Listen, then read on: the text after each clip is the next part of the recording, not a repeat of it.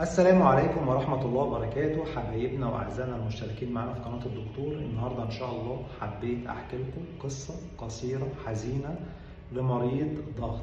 مريض ضغط كان ماشي على علاج ضغط في البيت. المريض دوت هنقوله مثلا اسمه عم أحمد. عم أحمد كان ماشي على علاج ضغط. طبعا عم أحمد راجل طيب، ما بيحبش ياخد علاج زي ما بنقول كده. ساب بعد ما الدكتور بتاعه كان مشخصه اللي هو مريض ضغط عالي وماشي على انواع معينه وضغطه ماشي عليها مناسب، وبعد اشهر من العلاج عم احمد ساب علاج الضغط. طبعا عم احمد جالنا في الاستقبال والطوارئ في حاله غيبوبه تامه، وزي ما بنقول كده نفس داخل ونفس طالع. ايه اللي حصل يا جماعه؟ قال لك عم احمد جينا نصحيه من النوم ما صحيش، هو نفس داخل وطالع زي ما قدامك كده يا دكتور. طب عم احمد كان باخد اي علاج؟ قال لك كان باخد علاج ضغط وسايبه بقاله حوالي 3 اسابيع.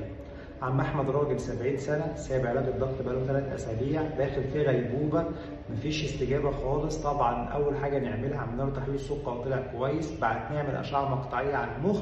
الاشعه المقطعيه على المخ للاسف نزيف كبير في المخ، واخد تقريبا نص المخ.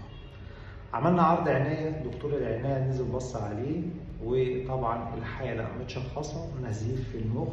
النزيف دخله في غيبوبة، والحالة محتاجة تتحجز في العناية وتتحط على جهاز تنفس صناعي.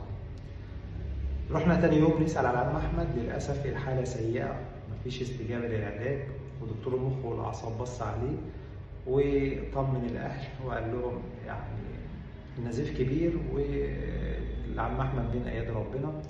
للأسف عم أحمد سألت عليه بعدها بيومين توفاه الله. نطلع من كده إن عم أحمد الراجل الطيب، الموضوع كان بسيط معاه في البداية. طبعا الأعمار كلها بإيد ربنا، بس هو مريض ضغط ماشي على علاج، ما يسيبش الضغط بتاعه، وبعد كده ضغطه يعلى خالص ويدخل في غيبوبة بسبب النزيف في المخ نتيجة ارتفاع ضغط الدم.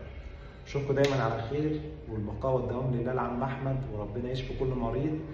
حبانا اللي هم ماشيين على علاجات لأمراض مزمنة، يا ريت ما نسيبش العلاج بتاعنا. أشوفكم دايما على خير، والسلام عليكم ورحمة الله وبركاته.